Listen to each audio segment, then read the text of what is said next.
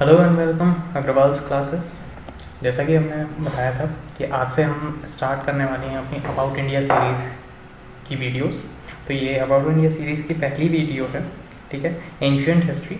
उसका ये पार्ट 1 है। इस वीडियो में हम 2700 BC से लेकर 700 AD तक का टाइम पीरियड को पढ़ेंगे, समझेंगे, एनालाइज करेंगे पूरा कि पूरी पार्ट 1 की हिस्ट्री ये एंशियंट हिस्ट्री है। स्टार्ट करते हैं। सबसे पहले अगर हम इंडियन हिस्ट्री की बात करते हैं किसी भी एनसीईआरटी बुक में, तो स्टार्ट होता है इंडस वैली सिविलाइजेशन से। इंडिया की, बल्कि ये पूरे वर्ल्ड की सबसे पुरानी सिविलाइजेशंस में से एक है, ठीक है, इंडस वैली सिविलाइजेशन, ठीक है। इसको हम हड़प्पा सिविलाइजेशन भी बोलते हैं। इसका जो टाइम हैगा, the Indus Valley civilisation was established around 3300 BC। 3300 BC के अराउंड ये इस्टेब्लिश हुई थी, ठीक है। It flourish between 2700 BC and main जो जब इसका फ्लॉरिश्ड मतलब ये पीक पे थी, अपने ये सिविलाइजेशन अपने पीक पे थी, मतलब अपना डेवलपमेंट बहुत अच्छा कर रही थी ये, तो वो टाइम था 2700 BC से लेकर 1900 BC तक का, ठीक है। इस टाइम पीरियड को हम मैच्योर इंडस वैली सिविलाइजेशन भी कहते हैं, क्योंकि इसमें ये पूरी सिविलाइजेशन मैच्योर हो गई थी, मतलब घर बनाना, अपनी एग्रीकल्चर और बाकी सारी प्रोग्रेस पे थी, डेवलपमेंट में थी अपने पूरे। It started decline around 1900 BC, और 1900 BC के बाद से ये डिक्लाइन होना स्टार्ट हुई और 1400 BC तक ये पूरी तरीके से ख़त्म हो गई थी। जैसा कि हमने बताया, इसको हड़प्पा सिविलाइजेशन भी कहते हैं। इसकी एक सिटी का नाम था हड़प्पा, ठीक है, जो कि पंजाब पाकिस्तान पे पड़ती है, मतलब कि आज का जो पाकिस्तान है उसमें ये सिटी पड़ती है, हड़प्पा, ठीक है। इसी के नाम पे सिविलाइजेशन का भी नाम है Harappa civilisation. Pre Harappan civilisation has been founded at Mehrgarh Pakistan, which shows the first evidence of cotton cultivation. मतलब कि सबसे पहली जो हड़प्पन सिविलाइजेशन के वो मिले हैं एविडेंस, वो मिले हैं मेहरगढ़ में। ये पाकिस्तान की एक प्लेस का नाम है। Geographically, this civilization covered Punjab, Sindh, Balochistan, Rajasthan, Gujarat, western Uttar Pradesh. मतलब कि ये सिविलाइजेशन पंजाब से स्टार्ट होकर सिंध, पाकिस्तान में एक हिस्सा है, बलूचिस्तान, राजस्थान, गुजरात और वेस्टर्न यूपी तक फैली है। ये अभी हम मैप में भी दिखाएंगे इसको। ये कहाँ तक है civilisation. It extended from Sutkagendor in Balochistan की एक सिटी का नाम है Sutkagendor in the west of the Alamgirpur western UP. मतलब कि यहाँ सुतकेनगढ़ से स्टार्ट होकर अलमीरपुर यूपी तक फैली हुई थी, ठीक है। और अगर इसके नॉर्थ की बात करें तो ये जम्मू तक थी, जम्मू के मांडू तक, ठीक है, और अहमदाबाद महाराष्ट्र के साउथ तक, ठीक है, अहमदनगर महाराष्ट्र में एक जगह है वहाँ तक, ठीक है। Some Indus valley sites have also been found in as far away as Afghanistan and Turkmenistan. Afghanistan और तुर्कमेनिस्तान के भी कुछ इसके एविडेंस मिलते हैं। ये इसका मैप है। ये पूरी जो ये पिंक लाइनें आप देख रहे हैं, ये पूरा हड़प्पा सिविलाइजेशन तक है। इसकी कुछ ये मेन सिटीज़ हैं। ये मेहगार, जिसके बारे में हमने बात करी थी, बलूचिस्तान में। ये हड़प्पा है, जो इसकी मेन कैपिटल सिटी भी आप कह सकते हैं। मोहनजोदारो बहुत बड़ी सिटी थी, ये बहुत डेवलप्ड सिटी थी। और ये लोथल, ये एक डॉकयार्ड था। सोचिए आप, उस टाइम भी डॉकयार्ड बनाए गए थे, जहाँ से ये शिप्स इनके जाते थे, ठीक है। ये आप देख सकते हैं, ये इतना पूरा ये जम्मू तक गई थी ये पूरी। यहाँ नीचे गुजरात इन्होंने कवर किया था, लास्ट यहाँ महाराष्ट्र के पॉइंट तक आए थे, और इधर से ये उत्तर प्रदेश, वेस्टर्न उत्तर प्रदेश तक गए थे। और ये ऑलमोस्ट पूरा पाकिस्तान है इसमें, और कुछ अफगानिस्तान का भी पोर्शन इसमें इंक्लूड आएगा यहाँ पर। तो ये काफ़ी बड़ी और डेवलप्ड सिविलाइजेशन थी। Indus Valley civilisation important points, कुछ इसके इंपॉर्टेंट पॉइंट्स है जो हमें पढ़ना चाहिए, जो एग्जाम्स में पूछ सकते हैं, डायरेक्टली नहीं बट इनडायरेक्टली भी ये क्वेश्चंस आ सकते हैं। अगर हम एनसीईआरटी की बात करें तो ये काफ़ी इंपॉर्टेंट पॉइंट्स है। इसको एक ब्रीफ नोट की तरह हम रीड करते हैं। The civilization was discovered during the excavation campaigning under sir John Heward Marshall in 1921। इसको आपको याद रखना है कि 1921 से 22 के बीच में ये जो हड़प्पा सिविलाइजेशन है वो डिस्कवर हुई थी, ठीक है, सर जॉन हेवर्ड मार्शल के अंडर में। The Indus valley cities show a level of sophistication and advance not seen in other contemporary civilisation, ठीक है, जो इंडस वैली की सिटीज़ थी, level of sophistication and advancement not seen in the contemporary. इसका मतलब ये हैगा कि जो इसकी सिटीज़ थी वो काफ़ी एडवांस थी, वो एक कंटेम्प्रेरी नहीं थी, मतलब एक जैसे कच्चे गांव की तरह नहीं थी, वो काफ़ी डेवलप जैसे सिटीज़ टाउन्स, बड़े बड़े टाउन्स होते हैं उस टाइप से डेवलप्ड थी, ठीक है। Most cities had a great bath, ज़्यादातर सिटीज़ में ग्रेट बाथ होता था। ग्रेट बाथ एक बहुत बड़ी सा एक ये कह दो आप पूल टाइप का बनाते थे, ठीक है, वो उस टाइम की शायद कुछ परंपरा रहती थी, ठीक है। तो काफ़ी सारी सिटीज़ में ये फॉलो किया जाता था, specially Mohenjodaro and Harappa. There were also granaries, 2 storeyed house made of burn bricks, closed drain line, excellent storm water and waste water management system, weights for measurement twice walls. मतलब कि इस इंडस वैली सिविलाइजेशन में burn bricks, मतलब कि जो आज के घुम्मे type के होते हैं ना, वो भी उन्होंने बना लिए थे, उसी से वो घर बनाते थे। कई सारे टॉयज और पॉट्स एविडेंस के तौर पर मिले हैं हमें, ठीक है। और यहाँ पे इनके पास ड्रेनेज सिस्टम भी बहुत अच्छा था उस टाइम, ये अपना वाटर को स्टोर करना भी सीख गए थे। Agriculture was the most important occupation, उस टाइम इनका जो मेन ऑक्यूपेशन था वो था एग्रीकल्चर। मतलब ये और सिविलाइजेशंस की तरह या और लोगों की तरह नहीं थे कि जो सिर्फ जानवरों पर डिपेंडेंट थे, ये एग्रीकल्चर में काफ़ी माहिर हो गए थे। और इनकी फर्स्ट कल्टिवेशन जो थी वो कॉटन थी, cotton. Animals were domestic like sheep, goats and pigs, मतलब ये जानवरों को भी पालना सीख गए थे, जिसमें शीप, गोट्स और पिग्स इंक्लूड थे। क्रॉप्स पर इनकी जो मेन क्रॉप्स थी वो थे व्हीट, बार्ली, कॉटन, रागी, डेट्स, पीस, ये सारी इनकी इंपॉर्टेंट क्रॉप्स थी।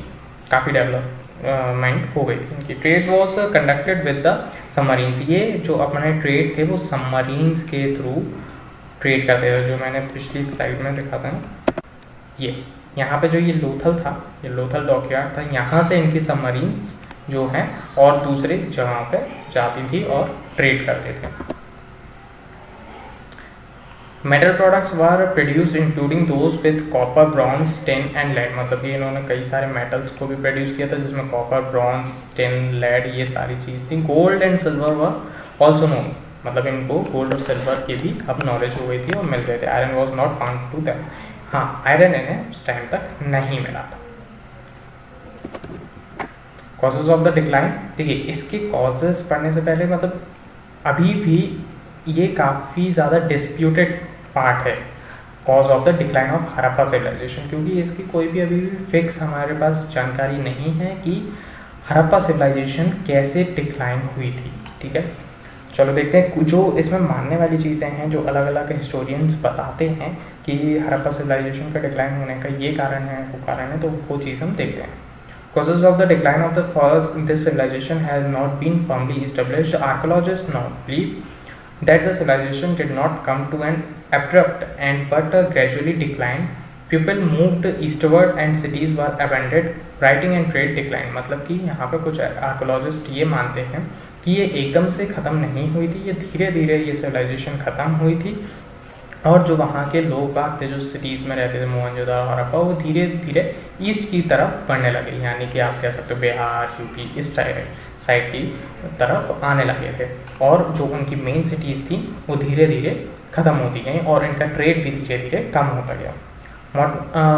Mortimer Wheeler suggested that Aryan invasion led to the decline of the Indus Valley. कुछ जो वो हिस्टोरियन मानते हैं कि जो इनके बाद अगली सिविलाइजेशन थी आर्यन वैली सिविलाइजेशन, ठीक है, तो उस सिविलाइजेशन की वजह से ये ख़त्म हुई है। हो सकता है कि आर्यंस ने इन पे अटैक किया था, उस वजह से ही इनकी सिविलाइजेशन ख़त्म हुई है, ये भी कुछ हिस्टोरियंस मानते हैं। Robert Raikes suggest that tectonic movement that flood caused the, एक और इसमें हिस्टोरियन है रॉबर्ट राइकर्स, ये मानते हैं कि टेक्टोनिक मूवमेंट, टेक्टोनिक प्लेट्स के मूवमेंट की वजह से वहाँ पे काफ़ी ज़्यादा फ्लड आने की वजह से, जहाँ वो रिवर थी, यहाँ आप देख सकते हैं इस मैप में, जो इनकी मेन रिवर थी जिस पर इनका नाम पड़ा है, एक सेकेंड, ये जो मेन रिवर हैगी इंडस रिवर, ये रिवर काफ़ी बड़ी थी और ये इनकी एक तरीके लाइफ लाइन थी, ठीक है। इसी रिवर की वजह से इसमें फ्लड आया होगा, जिसकी वजह से इसके पास में जो ये सिटी है मेन हड़प्पा एंड मोहनजोदारो, ये दोनों ही मेन मेजर सिटीज़ ख़त्म हुई होंगी और फिर उसके बाद इसका डिक्लिनेशन स्टार्ट हो गया। ठीक है, और भी कुछ इसमें पॉइंट्स हैंगे, ठीक है, ये आप ट्रीट कर सकते हैं। नॉट सो इम्पोर्टेंट, मेन इसके जो पॉइंट्स हैं वो ये 3 मेन इंपॉर्टेंट पॉइंट्स हैं। अब आते हैं वैदिक सिविलाइजेशन, इसको हम आर्यन सिविलाइजेशन भी बोलते हैं। इसके हड़प्पा के बाद, जिसमें हम मानते हैं कि हड़प्पन सिविलाइजेशन को आर्यन इन्वेजन की वजह से ख़त्म हुई थी। ठीक है, तो वैदिक सिविलाइजेशन के बारे में कुछ पढ़ते हैं। द आर्यन और सेमी नोमैडिक पोस्टल पीपल, ठीक है, ये सेमी नोमैडिक पीपल थे। ठीक है, मतलब ये पूरी तरीके से यहीं के नहीं थे, ये आए हुए थे, नॉर्थन साइड से ही आए हुए थे। The original homeland of the Aryan is a matter of debate with different experts suggesting the, इनका जो होमलैंड था, मतलब जहाँ से ये कन्फर्म आए थे, इसको काफ़ी डिस्प्यूटेड चीज़ है ये, इसका कोई फिक्स नहीं पता है ये कहाँ से आए थे। Some say they come the area around the Caspian sea in the central Asia, Max Muller, while other they originated from the Russian steppes. Bal Gangadhar Tilak was of one of the opinion that the Aryans come from the Arctic region. ये 3 जगहों से माना जाता है कि Aryans आए हुए थे। कोई बोलता है कि कैस्पियन सी से आए थे, या फिर ये रशियंस थे, या बाल गंगाधर तिलक इसमें मानते थे कि ये आर्कटिक रीजन से आए हुए थे, नॉर्थन साइड से। The Vedic age started with the Aryan occupation of the Indo Gangetic plain. ठीक है, जो वैदिक एज जब स्टार्ट हुई, उन्होंने इंडो गैंगेटिक प्लेन्स पे अपना ट्रेड स्टार्ट किया। ठीक है, उनका मेन ऑक्यूपेशन वहीं से था। Meaning of the word Arya means noble, Arya का मतलब था नोबल। ठीक है, they spoke Sanskrit and Indo European language, वो संस्कृत बोलते थे जिसको हम इंडो यूरोपियन लैंग्वेज भी कहते हैं। ठीक है, मेन लैंग्वेज इनकी संस्कृत थी। They led a rural semi nomadic life as a compared to the Indus Valley people who were urbanized, मतलब ये थोड़े से रूरल लाइफ जीते थे, मतलब गांव वाली लाइफ जीते थे, जबकि जो इंडस वैली वाले पीपल थे वो काफ़ी अर्बनाइज थे, वो काफ़ी डेवलप्ड थे। ठीक है, काफ़ी उनका स्टैंडर्ड हाई था compare to Aryans. It is believe that they entered India through the Khyber pass, Khyber pass से माना जाता है कि ये आए हुए थे। ठीक है, अर्ली वैदिक पीरियड और Rigveda period 1500 BC to 1000 BC। ठीक है, देखो वैदिक पीरियड को 2 पार्ट में डिवाइड किया गया है, एक अर्ली वैदिक पीरियड और एक है लेटर वैदिक पीरियड। तो पहले हम अर्ली वैदिक पीरियड को समझते हैं कि ये क्या है। इसको ऋग्वेदिक पीरियड भी कहते हैं। ठीक है, ये 1500 BC से 1000 BC तक चला था। Initially the Aryans lived in the land known as Sapta Sindhu, एक जगह का नाम है सप्त सिंधु जगह, वहाँ पे ये आर्यंस रहते थे। लैंड ऑफ द 7 रिवर, सप्त सिंधु का मतलब है 7 नदियों की जगह। दी 7 रिवर्स, इसकी जो 7 नदियाँ हैं, इसकी जो मेन है सिंधु, जिसको हम इंडस कहते हैं। ठीक है, सिंधु नदी, विपाश, पीस, विदास्ता, झेलम जिसको आज कहते हैं, पारुशनी, रावी जो आज भी है, अस्किनी, चेनब, शुद्धधरी, सतलुज और सरस्वती। उस टाइम सरस्वती भी माना जाता है कि वो थी नदी। पॉलिटिकल स्ट्रक्चर इनका कैसा था, ये बहुत इंपॉर्टेंट चीज़ है। Monarchical from a government with a king known as Rajan, इनके एक हेड होते थे जिनको राजन या राजा कहते थे, किंग रहते थे वो। पैट्रियर्चल फैमिलीज होती थी। जना was the largest social unit in Rigvedic time, मतलब कि यहाँ पे अलग अलग फैमिलीज रहती थी जिनको हम जनास बोलते थे, बड़ी बड़ी फैमिलीज रहती थी। ठीक है, सोशल ग्रुपिंग कुल, फिर उसके बाद उनके जो छोटी छोटी उसके पार्ट्स होते गए, कुल, कुल के बाद ग्राम, फिर विशु एंड देन जन, इस टाइप से ये बनती थी। Tribal assemblies were called sabhas and samitis, मतलब कि यहाँ जब भी कुछ भी असेंबलीज होती थी, इनकी ग्रुप मीटिंग टाइप की होती थी, उसको सभाज या समितिज बोलते थे। Examples of tribal kingdoms Bharat, Matsyas, Yadus और पुरुष। ठीक है, इनके कुछ ट्राइबल किंगडम्स थे, उनमें से 4 ये हैंगे, भरत, मत्स्याज, यदुज और पुरुष। ठीक है, ये कुछ इंपॉर्टेंट इनके किंगडम्स हैं। सोशल स्ट्रक्चर क्या है, वुमेन इंजॉयड आ रिस्पेक्टेबल पोजीशन, इस टाइम वुमेन्स को बहुत ज़्यादा इज्जत दी जाती थी और उनकी एक रिस्पेक्टेबल पोजीशन थी। They were allowed to take part in sabhas and samiti, sabhas और समितिज में ये पार्ट भी लेती थी। ये इंपॉर्टेंट पॉइंट इसलिए है क्योंकि लेटर वैदिक पीरियड और अर्ली वैदिक पीरियड का एक मेजर डिफरेंस बन के आता है। There were women poets too, उस टाइम कुछ वुमेन पोइट्स भी रहती थी, ठीक है। अपाला, लोपामुद्रा, विश्वारा एंड घोषा कुछ इसके एग्जाम्पल्स हैं। Cattle specially cows become very important, उस टाइम गाय की जो वैल्यू थी वो काफ़ी थी, वो लोग उनकी पूजा करते थे, ठीक है। Monogamy was practice but polygamy was observe among royalty and noble families, ठीक है। यहाँ पे कुछ उनकी फैमिलीज़ को भी डिवाइड किया गया था, रॉयल फैमिलीज़ थी, नोबल फैमिलीज़ थी ये। There were no child marriage, उस टाइम कोई भी चाइल्ड मैरिज नहीं होती थी, ठीक है। इकोनॉमिक स्ट्रक्चर देखते हैं कि उनकी इकोनॉमी कैसी थी। They were a pastoral and cattle rearing people, ठीक है। वो लोग कैटल से काफ़ी करते थे, जैसे कि मिल्क सेलिंग, ये सारी चीज़ें। दे प्रैक्टिस एग्रीकल्चर भी वो लोग करते थे। Product made out of copper, iron, bronze पर इन यूज, ज़्यादातर वो कॉपर की बनी चीज़ें, आयरन की बनी चीज़ें और ब्रॉन्ज की बनी चीज़ें यूज़ करते थे, ठीक है। They had a horse create, उनके पास हॉर्स कैरिएट थी, घोड़ा गाड़ी, ठीक है, जैसे ट्रांसपोर्टेशन होता था उनका। Rivers were use for transportation, rivers को भी यूज़ करते थे ट्रांसपोर्ट के लिए। Cotton and woollen fabrics were spun and used, cotton और वुलन फैब्रिक्स का भी वो यूज़ करते थे कपड़ों के लिए। Initially trade was conducted through the barter system but later on coins called निक्शा वर इन यूज़, ठीक है। पहले तो वो बार्टर सिस्टम क्या होता है कि जब पैसे नहीं होते थे तो बार्टर सिस्टम का लोग यूज़ करते थे। बार्टर सिस्टम में एक्चुअली आप एक चीज़ के बदले दूसरी चीज़ लेते थे, जैसे सपोज मैंने 1 किलो शक्कर ली तो सामने वाले को मैं 1 किलो चावल दे दिया हमने उसे, तो ये सिस्टम कहलाया जाता है बार्टर सिस्टम। बार्टर सिस्टम के बाद उन्होंने निक्शा नाम के कॉइन्स यूज़ करना स्टार्ट कर दिया था। Religion, they worship natural forces like earth, fire, wind, rain, thunder etcetera, मतलब कि वो लोग पूजा करते थे जो नेचुरल रिसोर्सेज हैं हमारे, ठीक है, जैसे कि हमारी अर्थ, विंड, रेन, थंडर, इन सारी चीज़ों की वो पूजा करते थे। इंद्रा जो थे उनके thunder was the most important deity. Other deities पर मतलब उनके जो गॉड्स थे Prithvi, earth, Agni, fire, Varuna, rain, Vayu, wind, ठीक है। ये इनकी कुछ 5 इम्पॉर्टेंट गॉड्स थे जिनकी वो पूजा करते थे। फीमेल डीटीज पर उषाज एंड अदिति, ये उनके फीमेल गॉडेस थी। There were no temples and no idol worship, उस टाइप कोई भी मंदिर या आइडल वर्शिप्स नहीं होती थी। चलिए अब समझते हैं लेटर वैदिक पीरियड। लेटर वैदिक पीरियड थोड़ा सा इनका ग्रे फेज था, मतलब कि यहाँ से जो आर्यंस हैं वो डाउन साइड बनते जा रहे थे।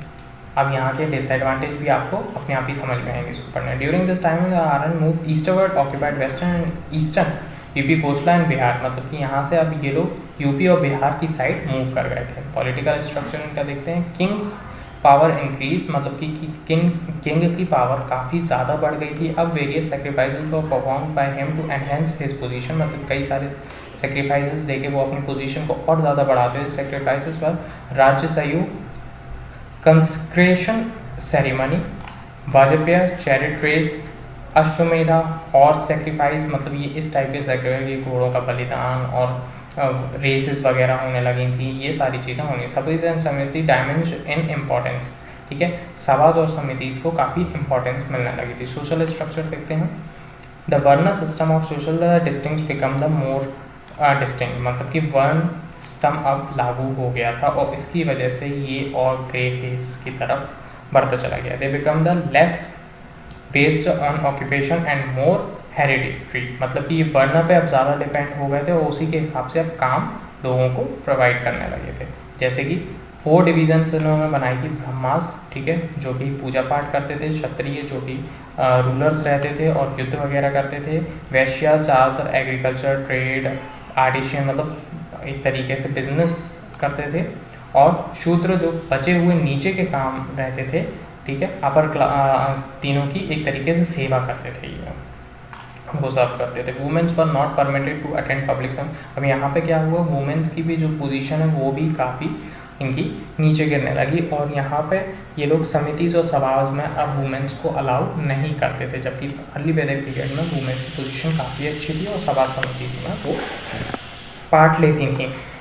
Their position in society damage, उनकी भी सोसाइटी में भी पोजीशन धीरे धीरे गिरने लगी। अब यहाँ पे चाइल्ड मैरिज भी कॉमन हो गई, जो अर्ली वैदिक पीरियड में नहीं होती थी। Sub castes based on occupation also emerge, gotras were institutionalised, मतलब कि ये 4 तो कास्ट थी, उनके बाद इसके अंदर इन्होंने और सब कास्ट बना दी। ठीक है, इन सब कास्ट पे ही डिपेंड करता था कि आप क्या काम करोगे। ठीक है, जिसको गोत्स बोला जाता था।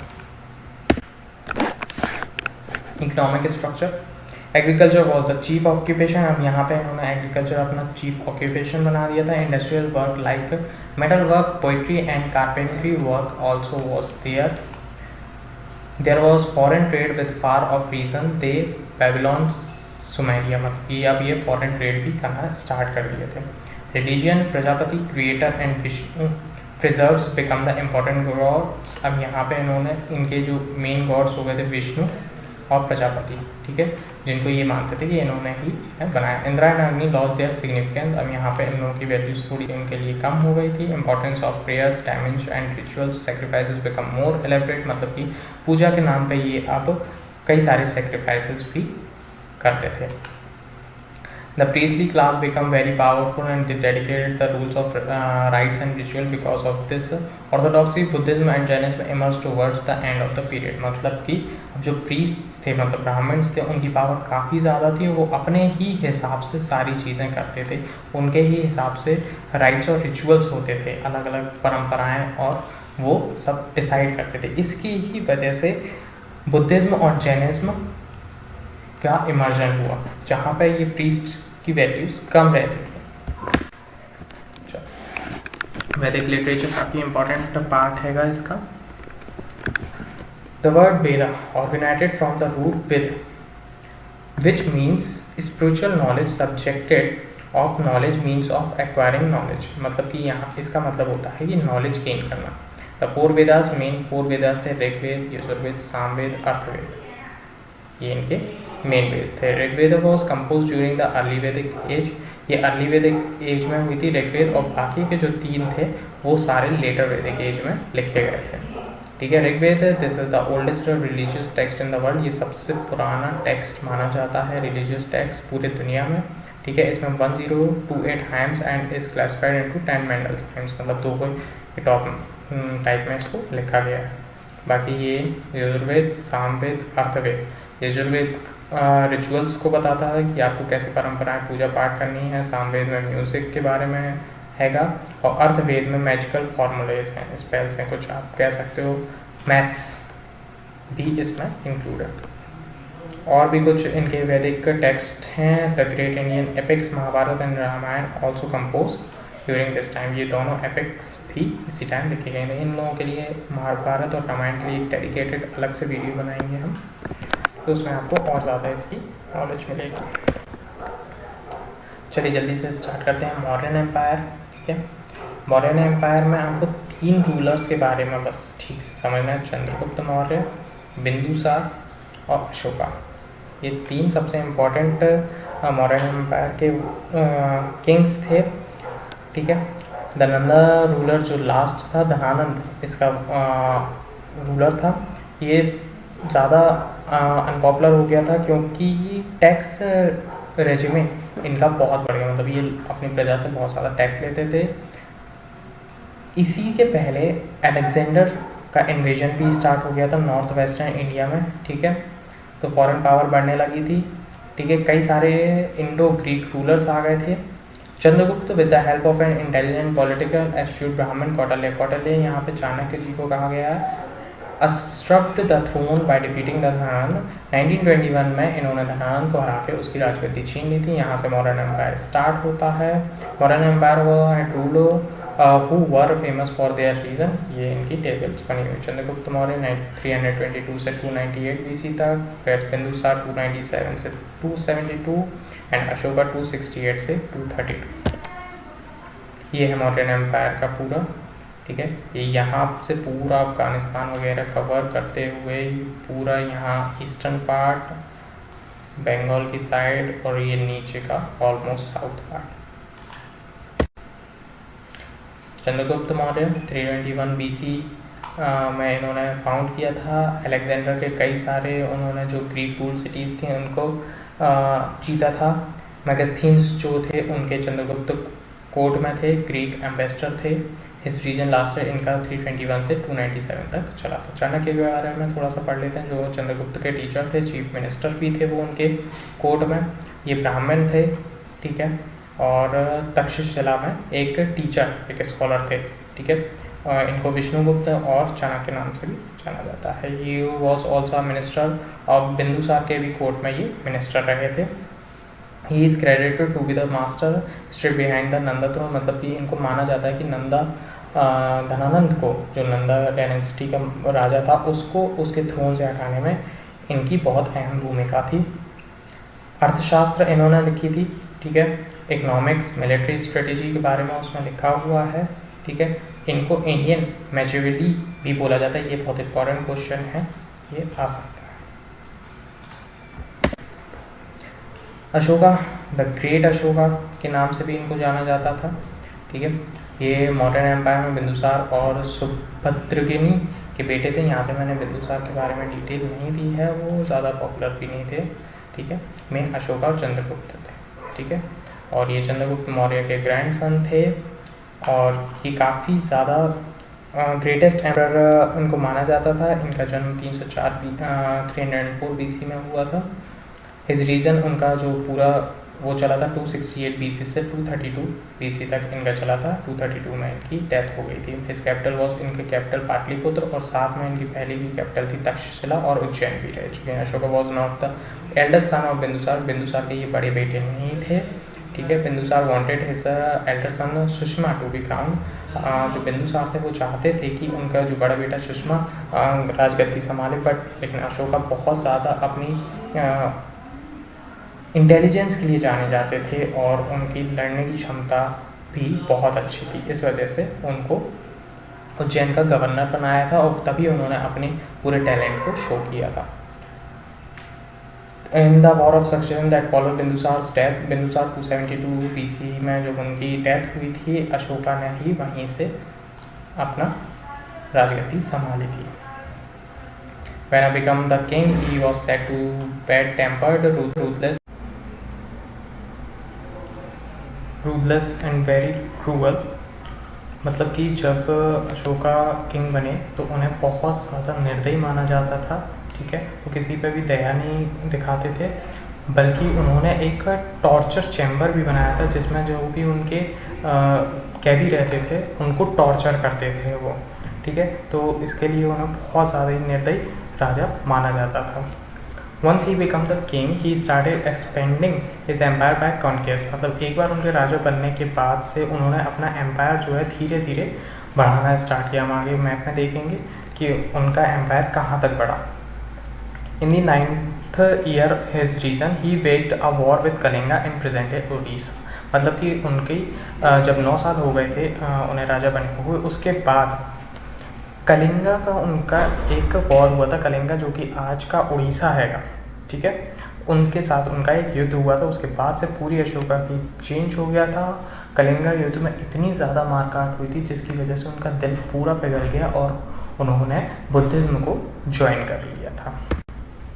यह मैप यहाँ पे हम देख सकते हैं कि यहाँ ये अफ़गानिस्तान वाला एरिया से लेकर पूरा ही एरिया ये अशोका की किंगडम का एरिया था। मतलब ये उन्होंने पूरा कॉन्क्वेस्ट कर लिया था, ठीक है। इसमें मेन उनकी पाटलिपुत्र जो है कैपिटल थी। इससे पहले उन्होंने तक्षशिला को भी अपना कैपिटल बनाया था और उज्जैन को भी। अब आते हैं गुप्ता डायनेस्टी पे। गुप्ता डायनेस्टी का जो ओरिजिन है वो 320 AD में माना जाता था। श्रीगुप्त ने इसको फॉर्म किया था, गुप्ता डायनेस्टी को। श्रीगुप्त और उनके जो बेटे थे, ठीक है, घटोत्कच, उस टाइम तक गुप्ता डायनेस्टी बहुत वास्ट डायनेस्टी नहीं मानी जाती थी। लेकिन जब घटोत्कच के बेटे चंद्रगुप्त वन राजा बने, ठीक है, तब से ये डायनेस्टी बहुत ज़्यादा बड़ी होने लगी। धीरे धीरे इनका एम्पायर फैलने लगा, ठीक है। चंद्रगुप्त वन ने अपने गुप्ता डायनेस्टी को काफ़ी फैलाया था। Acquired the strategical important Magadha, इन्होंने मगध को जीत लिया था, ठीक है। He extended his kingdom through conquest, his territory extended Gangas river और प्रयाग बाय 321 AD तक इन्होंने गंगा रिवर के किनारे जितनी भी टेरिटरीज थी उन सबको जीत लिया था।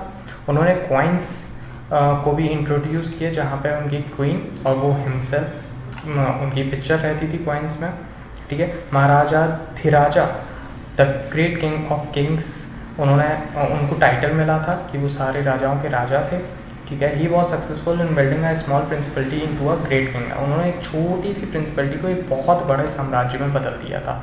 He is considered the first great king of the Gupta empire के ये पहले एक महान राजा के तौर पे निकल गया है। अब आ जाते हैं समुद्रगुप्त के बारे में। इनके बेटे थे समुद्रगुप्त और इनकी समुद्रगुप्त की माता का नाम कुमार देवी था, पिता का नाम obviously Chandragupta one. Was a military genius, ये बहुत मिलिट्री जीनियस थे। इनकी मिलिट्री के जो टैलेंट थे, जो इनके स्किल्स थे वो काफ़ी हाई थे, ठीक है। The Allahabad inscription describe in bravery by his court poet Harisena, मतलब उनकी बहादुरी के चर्चे उनके जो कोर्ट में पोएट थे हरिसेना, उन्होंने अपनी बुक्स में लिखे हुए हैं, ठीक है। इन्होंने उनकी बुक्स के हिसाब से अगर हम देखते हैं तो इन्होंने 9 किंग्स को हराया था जो गंगा के किनारे थी, 12 किंग्स को हराया था जो सदर्न रीजन में थी, और 18 फॉरेस्ट ट्राइब्स को हराया था, मतलब जंगलों में जो आदिवासी रहते थे उनकी ट्राइब्स को 18 ट्राइब्स को हराया था। His region extended from the Himalayas in the north to the Krishna and Godavari rivers, मतलब कि इनका नॉर्थ हिमालयन से लेके कृष्णा और गोदावरी नदी जो कि साउथ में पड़ती हैं वहाँ तक, और अपना वेस्ट बालक अफगानिस्तान की जगह थी वहाँ से लेकर ब्रह्मपुत्र ईस्ट तक इनका साम्राज्य फैला हुआ था। इनको इंडियन नेपोलियन भी कहा जाता था। किसने इनको ये नाम दिया था? विंसेंट स्मिथ ने इनको इंडियन नेपोलियन का नाम दिया था। ही वॉज ऑल्सो कॉल्ड कविराज, और कविराजा भी इनको बोला जाता था। चंद्रगुप्त, ये बहुत इंपॉर्टेंट है। चंद्रगुप्त टू जो है समुद्रगुप्त और क्वीन दत्ता देवी के बेटे थे। चंद्रगुप्त टू को हम ज़्यादातर विक्रमादित्य के नाम से जानते हैं, ये नाम आपने सुना होगा Vikramaditya. Through the western ports the kingdoms prosperity grew through the trade links with Roman, इन्होंने ही रोमन के साथ अपनी ट्रेड लिंक्स को भी बढ़ाया था, ठीक है। He was brilliant conqueror and able administrator as well, बहुत अच्छे राजा थे ये, ठीक है। इनके कोर्ट में नवरत्न थे, ठीक है। उसमें मेन हरिसेन, कालिदास, ये बड़े बड़े पोइट्स थे, कालिदास का नाम सुना होगा, अमृतशीमा, ठीक है, और देवनाथ त्रि फिजिशियन थे, ठीक है। इसमें सबसे इम्पोर्टेंट कालिदास हैं। आपसे ये पूछा जा सकता है कि कालिदास किसके कोर्ट में थे, तो ये विक्रमादित्य यानी चंद्रगुप्त टू के कोर्ट में थे, ठीक है। फाहिन एक बुद्धिस्ट चाइनीज़ ट्रैवलर था, ये बहुत इंपॉर्टेंट है, ये पूछा जा सकता है फाहिन किसके टाइम में आया था, तो ये चंद्रगुप्त टू यानी विक्रमादित्य के टाइम में आया था, ठीक है। यह है गुप्ता एम्पायर का मैप। यहाँ आप देख सकते हैं जो ये ब्राउन एरिया ये समुद्रगुप्त ने कैप्चर किया था, ये ब्लू सा जो एरिया हैगा ये चंद्रगुप्त वन ने कैप्चर किया था, और ये ग्रीन एरिया जो है ये चंद्रगुप्त टू यानी विक्रमादित्य, मतलब ये टोटल ही एरिया गुप्ता डायनेस्टी का हिस्सा था। तो आज के लिए बस इतना ही। इस लेक्चर की आपको PDF मेरे इंस्टाग्राम ID पे मिल जाएगी, जो ID मैं डिस्क्रिप्शन में दे दूँगा, वहाँ पे आप मुझे DM करके इस लेक्चर की PDF ले सकते हैं। So thank you, keep learning, keep growing.